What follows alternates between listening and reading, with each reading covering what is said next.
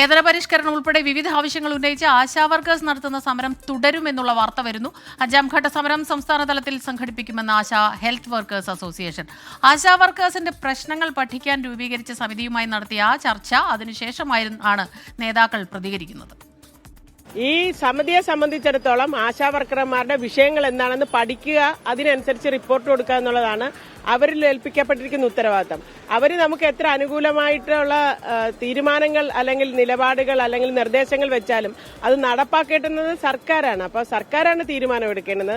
അത് ആദ്യമേ മുതൽ തന്നെ ഞങ്ങൾ പറയുന്നതാണ്. വേതനം വർധനവും വിരമിക്കൽ ആനുകൂല്യത്തെ സംബന്ധിച്ചിടത്തോളം ഒരു കമ്മിറ്റിയുടെ ആവശ്യമില്ല, അത് സർക്കാരിന്റെ തീരുമാനമാണ്. അപ്പോൾ സർക്കാരിന്റെ തീരുമാനം അനുകൂലമായി വരുന്നത് വരെ ഞങ്ങളിവിടെ സമരമായിട്ടുണ്ടാകും, ഞങ്ങളുടെ ഡിമാൻഡുകൾ നേടിയെടുക്കുന്നത് വരെ.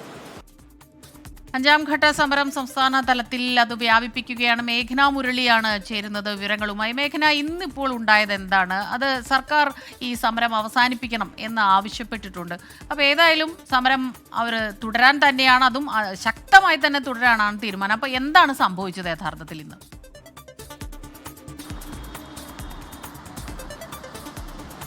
ആശാ ഹെൽത്ത് വർക്കേഴ്സ് അസോസിയേഷൻ നടത്തുന്ന സമരം ഇന്ന് 141ാം ദിവസമാണ്. ഇത്രയധികം നാളായി അവർ വിവിധ സമര പരിപാടികൾ സംഘടിപ്പിച്ച് മുന്നോട്ട് പോവുകയാണ്.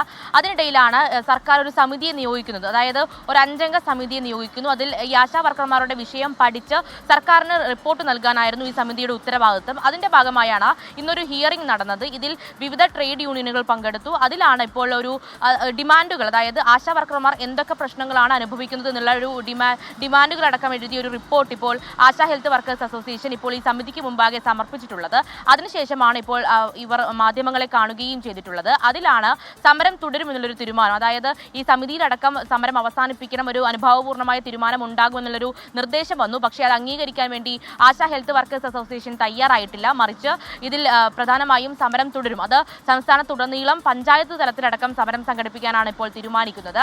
അതിൽ വരുന്ന 2 മാസത്തിനുള്ളിൽ 1000 പ്രതിഷേധ സദസ്സുകൾ ഗ്രാമങ്ങളിലടക്കം സംഘടിപ്പിക്കാനുള്ള ഒരു തീരുമാനം കൂടി വരുന്നുണ്ട്. അങ്ങനെ ശക്തമായി തന്നെ പ്രതിഷേധം തുടരുമെന്നുള്ളതാണ്. അതുപോലെ തന്നെ സമിതിയുടെ ഹിയറിംഗ് ഇന്ന് നടന്നു. ആ ഹിയറിംഗിൽ വന്നിരിക്കുന്ന തീരുമാനം എന്ന് പറയുന്നത് അത് ഹരിത വി കുമാർ അധ്യക്ഷനായിട്ടുള്ള ഒരു 5 അംഗ സമിതിയാണ് ഇന്ന് ഈ ആശാ വർക്കർമാരുടെ പ്രശ്നം കേട്ടിട്ടുള്ളത്. അതിൽ അനുഭാവപൂർണ്ണമായ ഒരു തീരുമാനം ഉണ്ടാകും. അതായത് ഇവരുടെ ഓണറേറിയം വർധന, അതുപോലെ തന്നെ വിരമിക്കൽ ആനുകൂല്യം, അതുപോലെ പെൻഷൻ നൽകുക എന്നീ ആവശ്യങ്ങൾ അനുഭാവപൂർണ്ണമായി തന്നെ പരിഗണിക്കുമെന്നുള്ളൊരു നിർദ്ദേശമാണ് ഇപ്പോൾ ഹിയറിംഗിൽ വന്നിട്ടുള്ളത് എന്നുള്ളതാണ്. അതിൽ പ്രധാനമായും ചർച്ചയല്ല നടന്നത്, മറിച്ച് ഒരു റിപ്പോർട്ട് സമർപ്പിക്കാൻ, സർക്കാരിന് ഒരു റിപ്പോർട്ട് സമർപ്പിക്കണം. അതിന്റെ ഭാഗമായി സമിതിയുടെ ഹിയറിംഗ് ആണ് നടന്നിട്ടുള്ളത്. അതിലാണ് ഇപ്പോൾ ഇവർ പ്രതികരിക്കുന്നത്. ചർച്ചയിൽ നിന്ന് വന്ന് ആശാ വർക്കർമാർ പ്രതികരിക്കുന്നതും അനുഭാവപൂർണ്ണമായ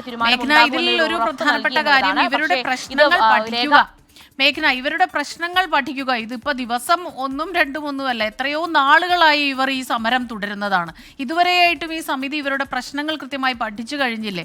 അതോ ഈ പ്രശ്നങ്ങളെല്ലാം തന്നെ ഒരു റിപ്പോർട്ടായി ഇന്ന് സമർപ്പിക്കുക? അതുമാത്രമാണ് അവിടെ നടന്നതെന്നാണ് മനസ്സിലാക്കുന്നത്. അപ്പോൾ തീർച്ചയായിട്ടും ഇതിലൊരു തീരുമാനം കൃത്യമായിട്ട് ഉണ്ടായാൽ മാത്രമേ അവർ സമരം അവസാനിപ്പിക്കുന്നുള്ളൂ. അത് നേരത്തെ തന്നെ പറഞ്ഞിട്ടുള്ള ഒരു കാര്യമാണ്. അപ്പോൾ ഇന്നിപ്പോൾ അവർക്ക് ഗുണകരമായ രീതിയിൽ ആ റിപ്പോർട്ട് വന്നിട്ടുണ്ടോ എന്നെങ്കിലും അറിയാൻ കഴിയുന്നുണ്ടോ? ഏതെങ്കിലും തരത്തിൽ അവരുടെ പ്രശ്നങ്ങൾ കൃത്യമായി മനസ്സിലാക്കി പഠിച്ച് അത് അവിടെ അവതരിപ്പിച്ചിട്ടുണ്ടോ?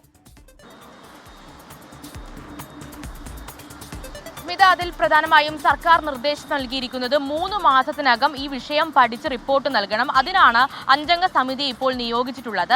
അതിൽ ഇപ്പോൾ ഈ മാധ്യമങ്ങളെ കണ്ട ആശാ വർക്കർമാർ അടക്കം പറയുന്ന ഒരു കാര്യം എന്ന് പറയുന്നത്, അതായത് ഇവർക്ക് ഈ കമ്മിറ്റിയെ തന്നെ ആവശ്യമില്ല. കാരണം കമ്മിറ്റി എന്ത് അനുകൂലമായ റിപ്പോർട്ട് സമർപ്പിച്ചാലും അതിൽ തീരുമാനമെടുക്കേണ്ടത് സർക്കാരാണ്. സർക്കാരിന് ഈ 141 ദിവസമായും തീരുമാനമെടുക്കാൻ കഴിയുന്നില്ലെങ്കിൽ ഇനി എന്ത് ഞങ്ങൾ പ്രതീക്ഷിക്കണമെന്നത് തന്നെയാണ് ആശാ വർക്കർമാർ ചോദിക്കുന്നത്. പക്ഷേ ഇപ്പോൾ ഒരു സാങ്കേതിക നടപടി ക്രമങ്ങൾ എന്ന രീതിയിലാണ് ഇപ്പോൾ ഈ സർക്കാർ ഒരു സമിതിയെ നിയോഗിക്കുന്നു. അതിനുശേഷം ഈ റിപ്പോർട്ട് സമർപ്പിക്കാൻ ആവശ്യപ്പെടുന്നു. പക്ഷേ 3 മാസത്തിനകം മാത്രമേ ഈ റിപ്പോർട്ട് സർക്കാരിന് മുന്നിൽ എത്തുള്ളൂ എന്നുള്ളതാണ് നമ്മൾ അറിയുന്നത്. അതിനുശേഷം മാത്രമേ തുടർ തീരുമാനങ്ങൾ ഉണ്ടാവുകയുള്ളൂ. പക്ഷേ എന്തായാലും 141 ദിവസങ്ങൾ കഴിയുകയാണ് ആശാ വർക്കേഴ്സിന്റെ തീരുമാനം. മേഘന മുരളി തിരുവനന്തപുരത്ത് നിന്ന് വിവരങ്ങളുമായി ചേരുകയായിരുന്നു.